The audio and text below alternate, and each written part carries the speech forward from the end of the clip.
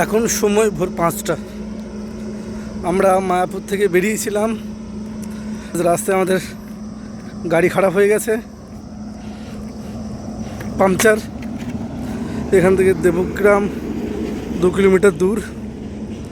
জানি না আগে দোকান আছে কি না। পাংচার যদি দোকান থাকে তাহলে সারানো হবে, নাহলে এই বাইক নিয়ে এখনও 2 কিলোমিটার হাঁটতে হবে। মানে কি অবস্থা। আনুমানিক 1-1.5 কিলোমিটার হাঁটার পরে অবশেষে একটা দোকান পাওয়া গেল। দোকান বন্ধ এখন। তো এখানে দেওয়ার নাম্বারে ফোন করলাম। সুস্থির খবর এটাই যে উনি আসবেন বললেন, খানিকক্ষণ টাইম লাগবে।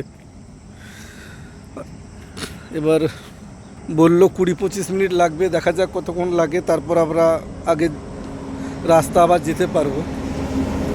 এক হাইওয়ে, এটা কলকাতা টু শিলিগুড়ি বা মালদা। রাস্তার মাঝে দাঁড়িয়ে যতক্ষণ না আসছে ততক্ষণ পর্যন্ত দেখা যাক কখন আসে।